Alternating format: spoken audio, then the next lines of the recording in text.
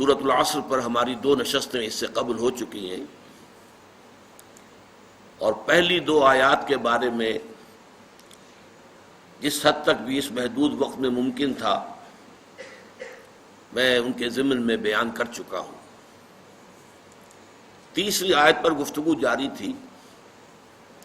لیکن اس کے بعض پہلو ابھی آج مزید واضح کیے جانے ہیں۔ جو چند باتیں میں اس سے پہلے اس تیسری آیت کے بارے میں عرض کر چکا ہوں، انہیں ذہن میں تازہ کر لیں۔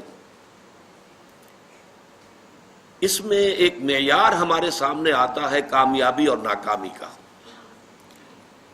والعصر ان الانسان لفی خسر الا الذین آمنوا وعملوا الصالحات وتواصوا بالحق وتواصوا بالصبر۔ اس کا نتیجہ کیا نکلنا چاہیے کہ ہمارے دلوں میں یہ بات کھب جائے، جاگزیں ہو جائے، راسخ ہو جائے کہ انسان کی کامیابی کا دار و مدار دولت پر نہیں ہے، جائیداد پر نہیں ہے، دنیاوی اقتدار پر نہیں ہے، وجاہت پر نہیں ہے، بلکہ ایمان، عمل صالح، تواصی بالحق اور تواصی بالصبر پر۔ گویا کہ اگر یہ 4 چیزیں نہیں ہیں تو خواہ کوئی فرعون اور نمرود کسی بادشاہت کا حامل ہو، یا قارون کی طرح کے خزانوں کا مالک ہو، یا اسے دنیا میں کسی بھی اعتبار سے بہت شہرت حاصل ہو گئی ہو، لیکن وہ شخص ناکام ہے، نامراد ہے، خائب ہے، خاسر ہے۔ البتہ جس کے ہاں یہ 4 چیزیں موجود ہوں، وہ خواہ مفلس ہو، قلاش ہو، کسی جھونپڑی میں رہتا ہو، چٹائی پر سوتا ہو، اسے کھانے کے لیے بھی مناسب غذا میسر نہ ہو، گمنام ہو، کوئی اسے جانتا نہ ہو، لیکن وہ کامیاب ہے، کامران ہے، وہ مفلحین میں سے ہے،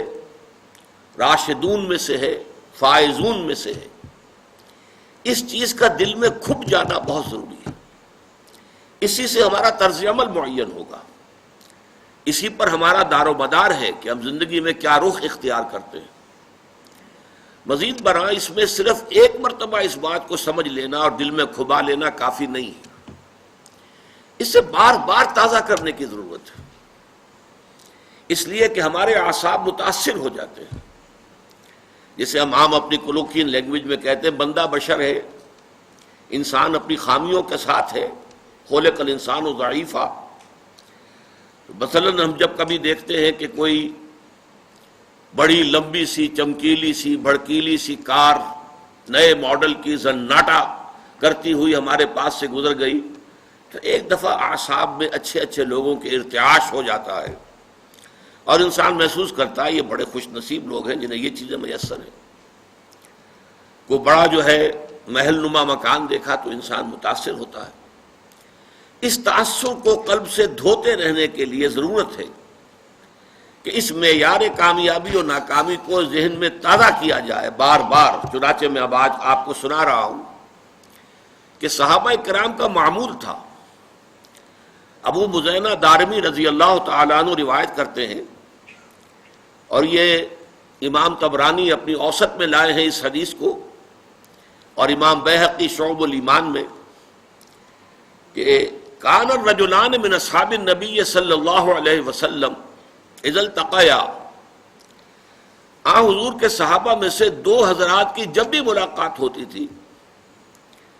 لم یتفرقا، تو وہ ایک دوسرے سے جدا نہیں ہوتے تھے،